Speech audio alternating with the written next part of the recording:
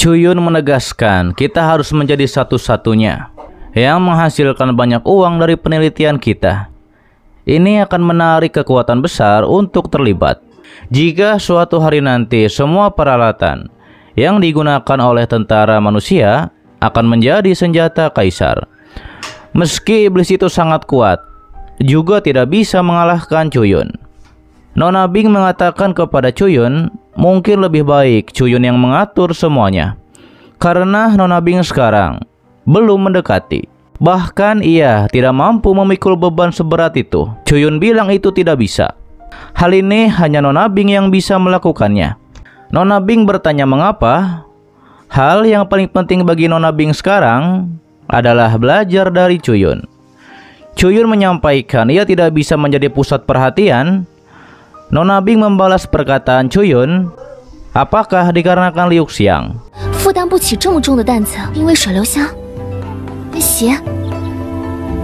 Chuyun bilang jangan lihat Liu Xiang begitu kuat dan percaya diri di permukaan.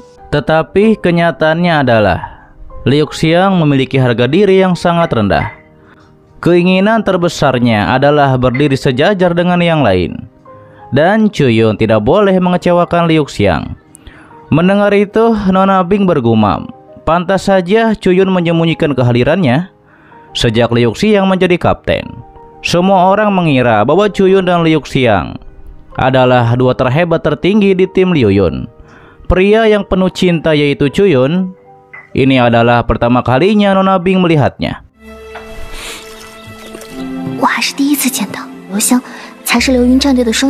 Kemudian Chuyun mengatakan mari kita bahas tentang intinya. Chuyun memberikan syarat pertama, yaitu 100 miliar batu roh. Syarat kedua, serahkan Pulau Tianyun, bengkel-bengkelnya, dan 100.000 pengrajinnya kepada kami secara gratis. Syarat ketiga, Departemen Militer harus memprioritaskan anak panah kami.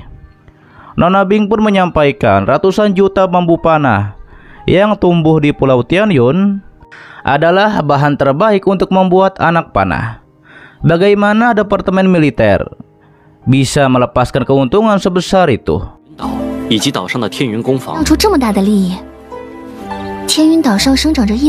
Chuyun mengatakan apa yang sebenarnya ia inginkan justru adalah 100.000 pengrajin ini. Mendengar hal itu, Nona Bing mengetahui nantinya badai panah baja tajam bisa saja orang secara acak berhasil membuatnya. Chuyun bilang di masa depan, jika ada tingkatan yang lebih tinggi dan lebih kompleks, siapa yang membuatnya? Hal itu pun membuat Nona Bing menyadari ternyata begitu. Ditambah lagi Chuyun menjelaskan di dunia Qian Kun dan seluruh alam semesta, semua yang terbaik dan tercerdas dari umat manusia adalah Pulau Tianyun. Nona Bing pun mengerti ia akan membuat kesepakatan dengan Departemen Militer. Setelah itu diperlihatkanlah ada seorang wakil dari Departemen Militer. Nona Bing pun mengatakan kepadanya sungguh sangat menipu.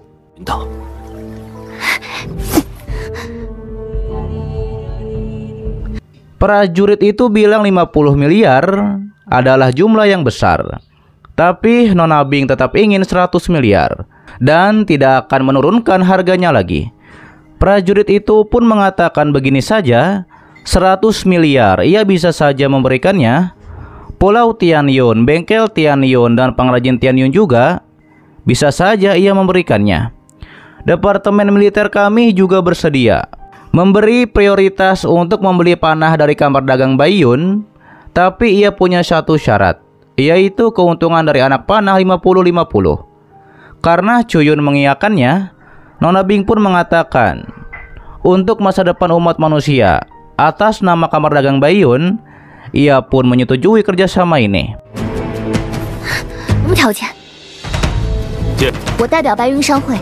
Prajurit itu pun bilang semoga hari Nona Bing menyenangkan. Dan mereka pun bersalaman untuk kesepakatan ini. Sedangkan Chuyun bergumam, selanjutnya adalah mengirim pasukan untuk menjaga Pulau Tianyun. Setelah hal tersebut, Chuyun mendatangi kediaman dari Supreme Kaisar S, yaitu guru dari Liu Xiang. Ia pun memberikan hormat kepada Supreme Kaisar S Chuyun mengatakan ia dengar dari Liu Xiang, pasukan yang Supreme Kaisar janjikan kepada Chuyun, persiapan selama beberapa tahun sudah hampir selesai. Supreme Kaisar bilang itu benar. Pasukan itu sebenarnya setengah tahun yang lalu sudah selesai dibentuk, tapi ada masalah yang belum bisa diselesaikan. Chuyun bertanya masalah seperti apa itu sebenarnya. Bahkan Supreme Kaisar S tidak bisa menyelesaikannya. Supreme Kaisar bilang ada masalah khusus, sulit untuk dijelaskan secara singkat. Begini saja, ia akan meminta Liu Xiang membawa Chuyun ke sana untuk bisa memiliki pasukan itu. Tergantung pada kemampuan Chuyun itu sendiri. Kemudian Liu Xiang dan Chuyun sampai di sebuah tempat yang di sana ada 4 prajurit. Mereka pun membicarakan bahwa Chuyun ini terlalu kejam. Begitu mereka berempat melihat Chuyun, mereka pun langsung mendatanginya dan mengatakan, "Kaulah yang membuat kami para petinggi diturunkan dari jabatannya." Liu Xiang yang bersiap untuk menyerang dengan kekuatan esnya, ia pun dilarang oleh Chuyun untuk melakukannya.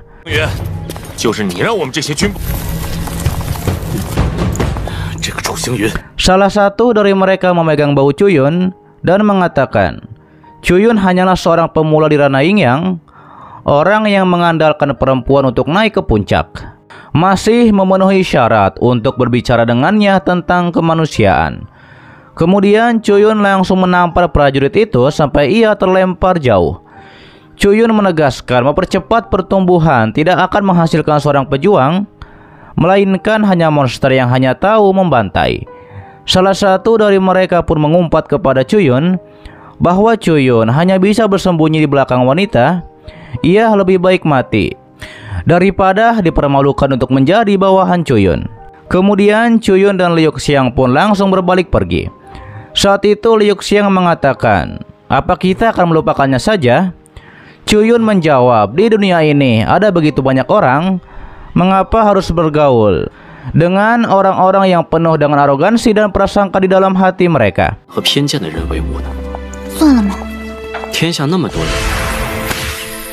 Saat itu Chuyun mendapat surat dari Supreme Kaisar yang menyampaikan sebagai kompensasi ia telah berkomunikasi dengan Departemen Militer memberi Chuyun wewenang untuk membentuk pasukan pribadi yang terdiri dari puluhan ribu orang.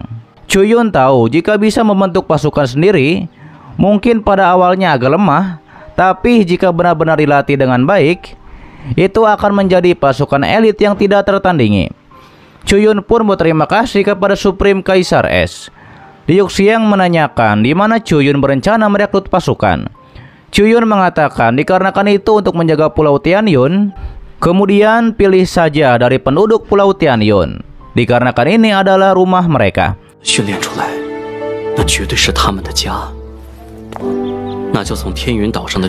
Lalu diperlihatkanlah Chuyun sudah sampai di lokasi terpencil di Pulau Tianggong. Chuyun berkata, di lokasi terpencil, tidak peduli seberapa besar kebisingannya, juga tidak masalah. Chuyun melihat simbol tulisan yang sangat besar di sana, lalu menyerang tulisan itu dengan kekuatannya.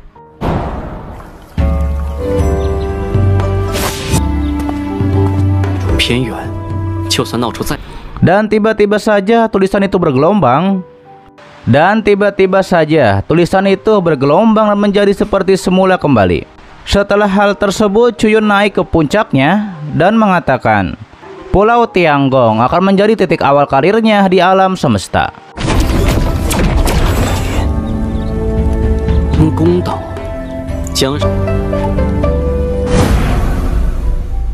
Oke guys, itu adalah dari Donghua yang berjudul Spirit Souls of Right, part ke-92-nya di season 4 kali ini. Dan untuk pas selanjutnya akan diupdate begitu episode barunya muncul, oke? Terima kasih buat kalian yang menonton sampai detik ini dan selalu mensupport channel admin. Sehat-sehat buat kalian semua dan jangan lupa di subscribe agar kalian tidak ketinggalan setiap notif berikutnya. Loncengnya juga dipencet, oke? Agar kalian tidak ketinggalan setiap video baru lainnya. Dan sampai jumpa kembali di video selanjutnya. See you next time and bye bye. Assalamualaikum warahmatullahi wabarakatuh.